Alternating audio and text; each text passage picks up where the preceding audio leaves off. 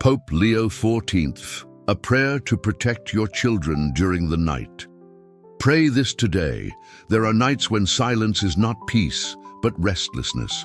Mothers and fathers all over the world wake up with racing hearts, checking whether their children are still breathing, whether the room is safe, whether there's anything strange in the air.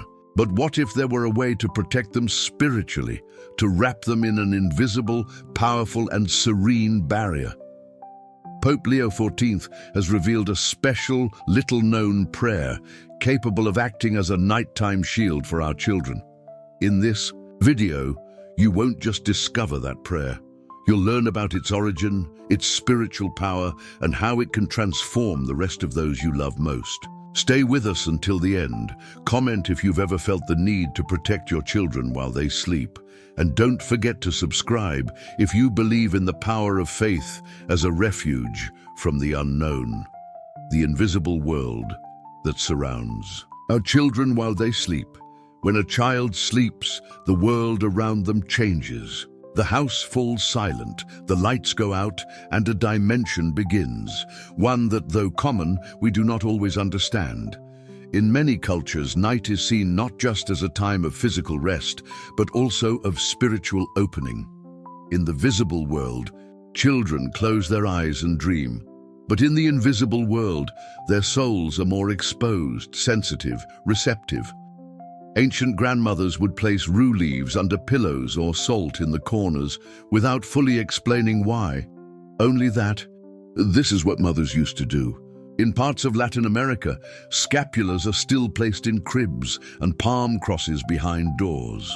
Though some may call it superstition, these practices share a common intuition that our children need protection, even, or especially, when they sleep. In this context, a natural question arises. What happens spiritually while our children sleep? What energies approach? What thoughts or influences enter their dreams?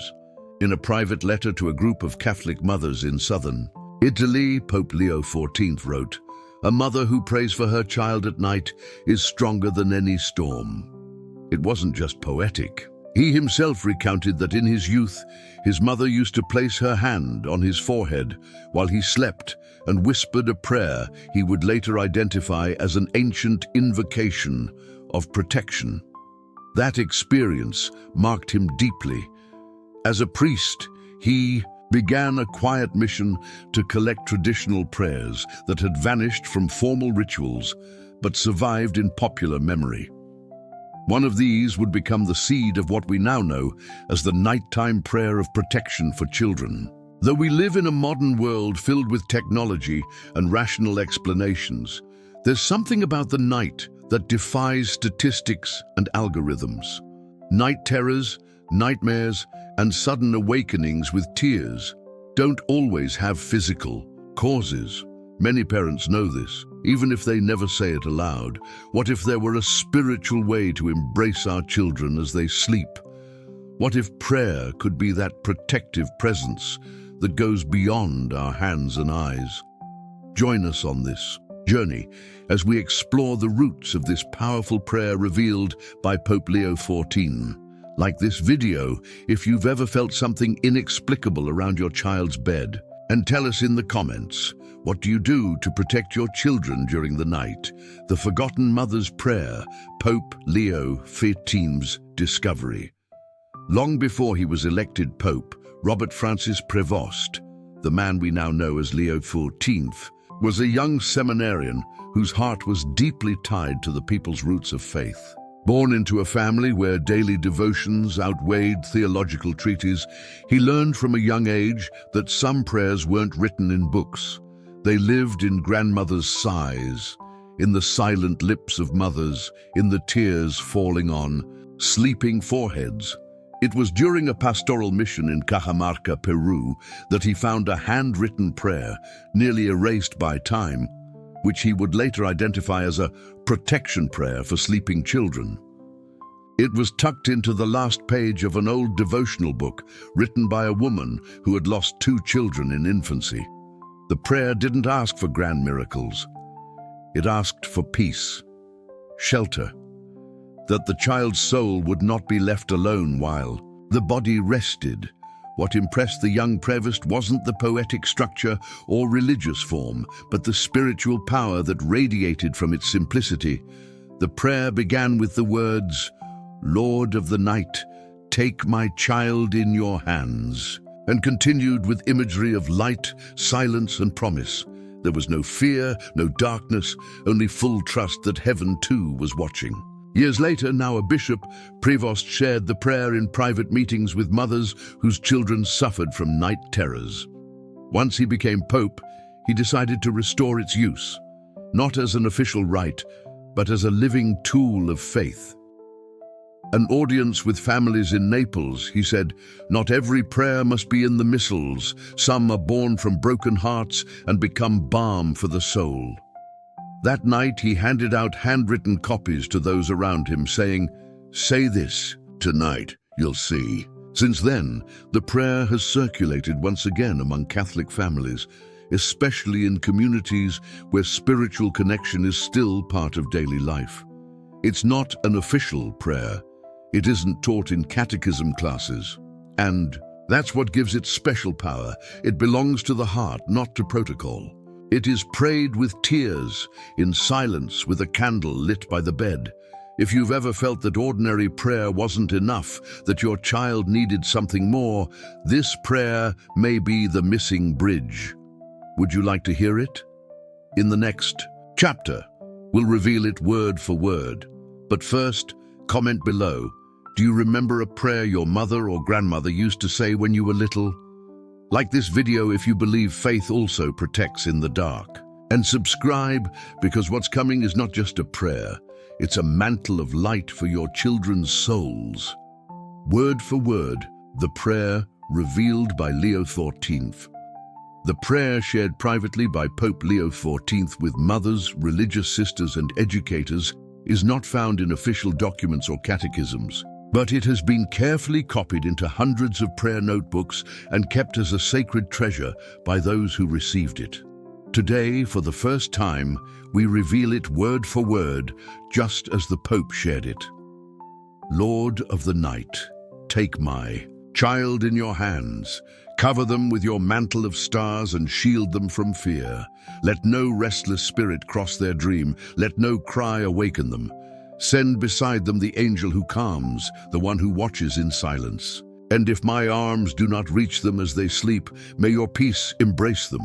Tonight I entrust to you their soul, their body, their breath.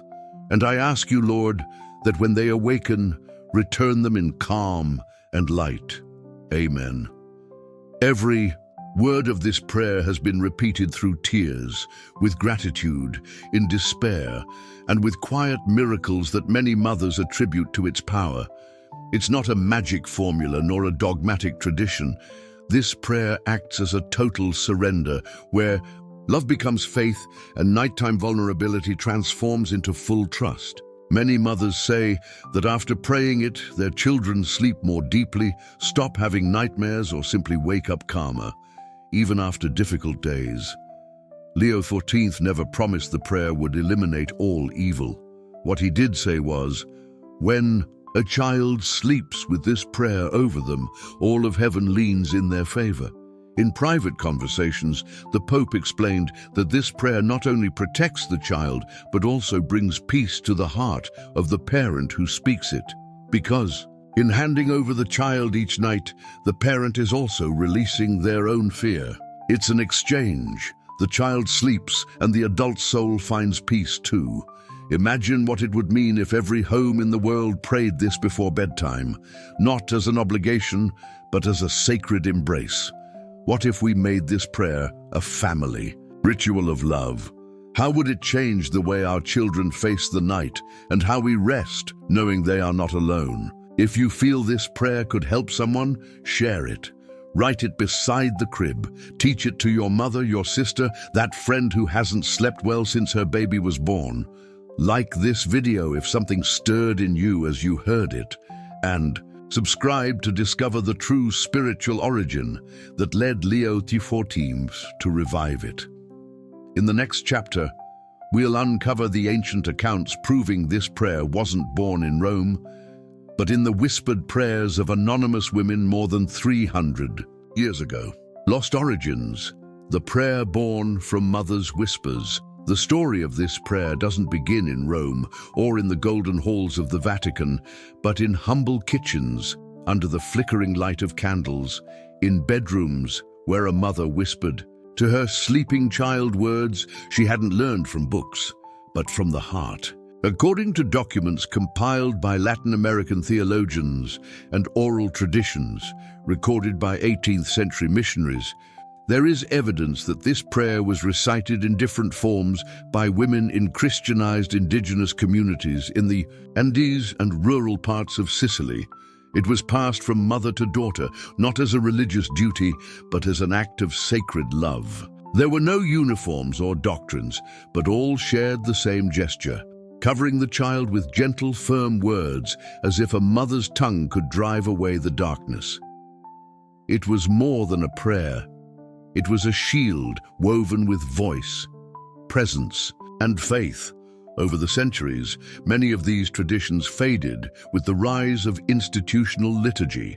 Prayers not in Latin or official books were considered lesser devotions or even superstition. However, in the 20th century, several priests and religious sisters began to notice something curious. In places where these prayers persisted, children slept more peacefully, families prayed together, and spiritual bonds were stronger. It was in one such community in northern Argentina that a young visiting bishop, Robert Prevost, first heard an elderly woman repeat the phrase, "And if my arms don't reach them, may your peace embrace them." Hearing it, he paused. He knew that line already lived inside him, like a forgotten melody suddenly returning with force. That night, he didn't sleep. He wrote down every word he remembered and promised that one day this prayer would return. To those who had forgotten it, the most moving part of this story is not just the lost origin, but the certainty that true faith never disappears. It only goes quiet. Leo XIV understood that part of his mission wasn't just to open new paths, but to recover old ones, paths where faith wasn't a list of rules, but an invisible net holding the soul of the home. That's why when he shared this prayer as Pope, he didn't do so from power, but from humility, giving back to the world's mothers a spiritual inheritance that had always belonged to them.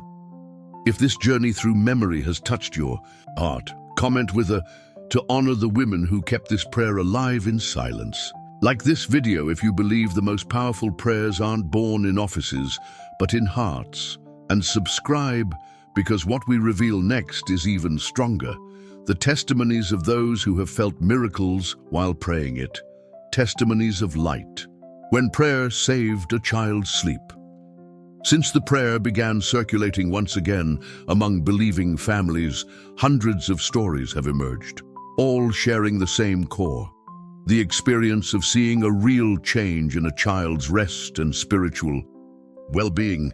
One of the most shared testimonies is from Clara, a mother of 3 in Guatemala, whose 5-year-old son had been waking up screaming in the middle of the night for months. She tried soft music, dim lights, even therapy. Nothing worked. One day, she heard the words of Leo XIV's prayer during a radio homily. That night, she said the prayer, not expecting much. But her son slept through the night for the first time in weeks. Clara cried. She thought it was coincidence, but she repeated it for 7 nights in a row. The crying never came back. And ever since, the prayer has become part of their family, a ritual, what they call heaven's hug. Elsewhere in Seville, a young mother named Veronica shared on social media how the prayer saved her emotional bond with her teenage daughter. Even though she's not a little girl anymore, sometimes a soul needs the same thing as a baby to feel protected while sleeping, she wrote. Veronica explained that her daughter was going through intense anxiety and barely slept more than 3 hours a night.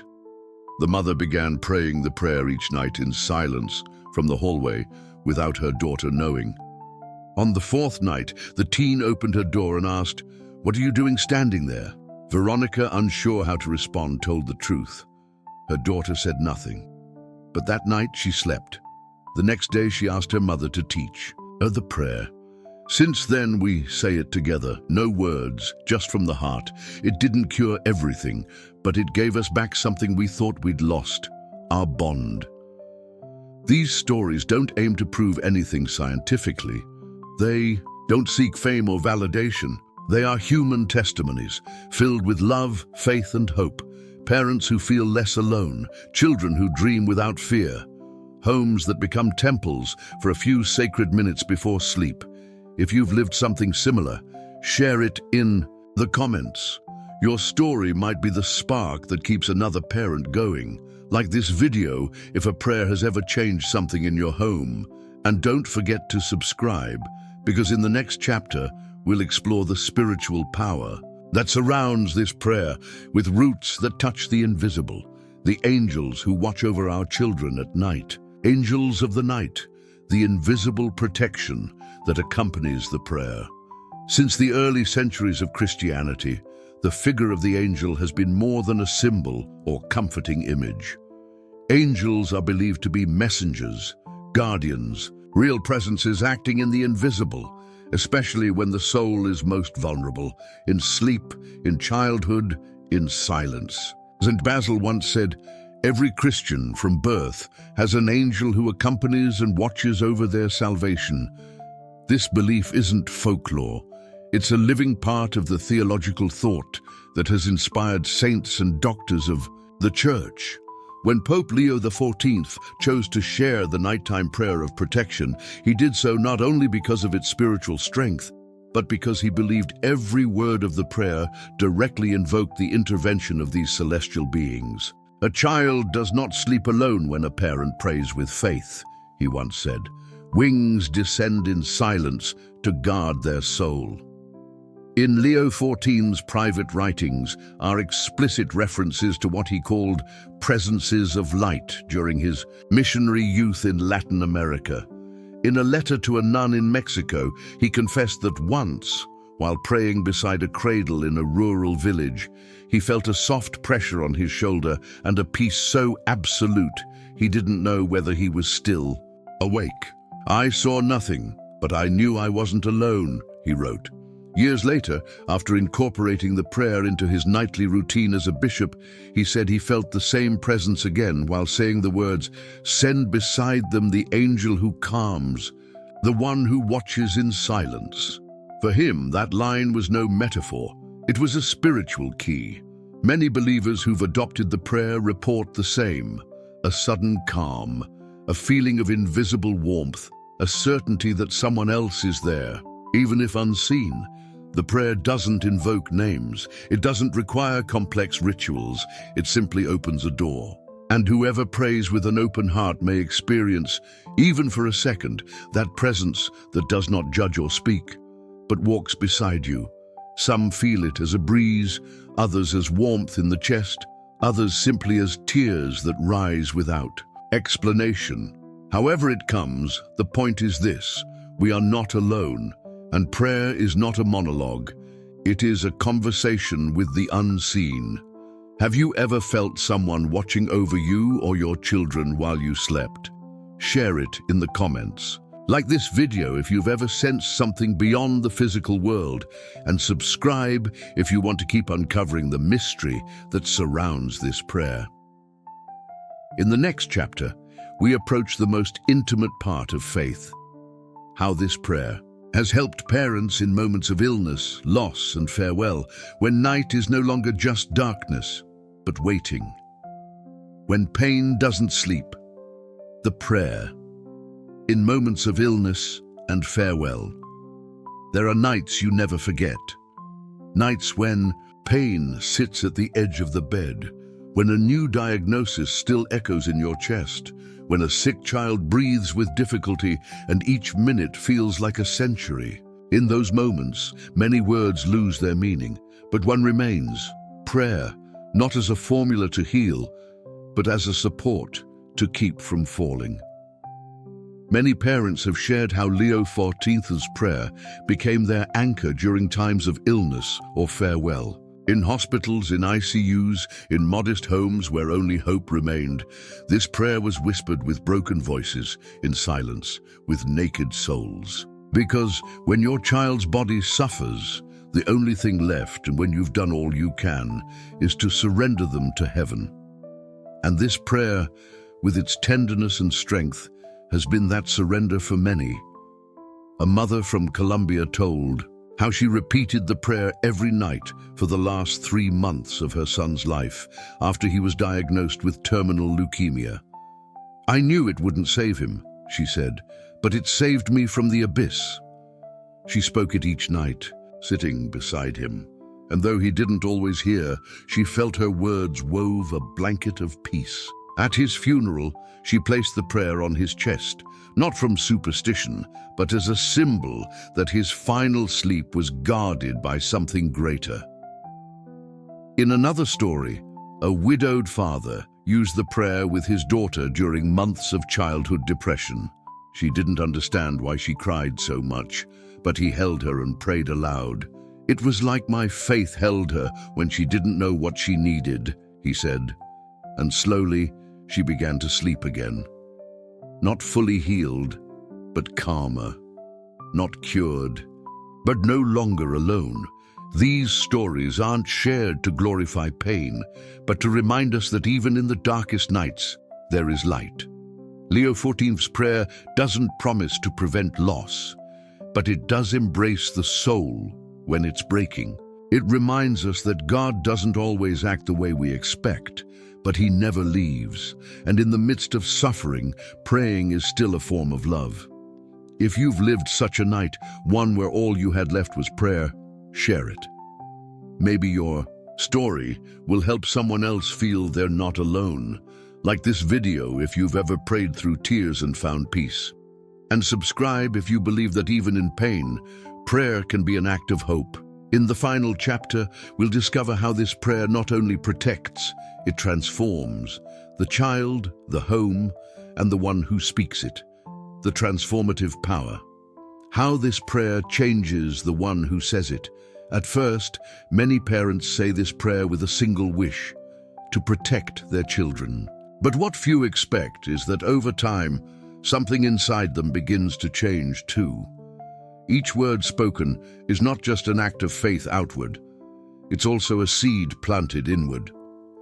Because every night when we repeat, "I entrust to you their soul," their body, their breath, we're not just surrendering our children, we're acknowledging something essential that we do not have full control. This acceptance, difficult, painful yet liberating, makes room for new peace, a spirituality that no longer seeks results, but presence. Many parents share that after incorporating this prayer into their nights, they themselves sleep better, breathe deeper, release anxieties they couldn't name for years. Without knowing it, the protection was also for them. This inner change happens slowly. One day, they stop praying in fear and start praying in gratitude. Another day, they hear their children, without ever being taught, whispering the words or turning them into little songs. And so this prayer becomes a living spiritual inheritance, a seed passed from generation to generation, not just as words, but as a new way of living night connection and faith. In some homes, it has replaced the nightly television. In others, it has joined the bedtime story. In all, without exception, it has left a mark. Leo XIV never intended to create a doctrine. He wanted to return to the people an ancient, sacred, and profound practice, one that, when repeated, doesn't just ask, it transforms. Tonight, as we end this video, I invite you to do something simple but powerful. Light a candle, sit by your children's bed, and say this prayer. You don't need to understand everything or feel prepared. Just let the words do their work. And if this prayer has touched you, if you believe it can touch someone else, share it. Let it reach those who haven't heard it yet. Like this video, if something within you stirred during this journey, and subscribe to receive more content like this. Content that doesn't just inform, but transforms. May the night ahead be different. May God's mantle cover your children. And may you, as you pray, also discover that someone very near is watching over you.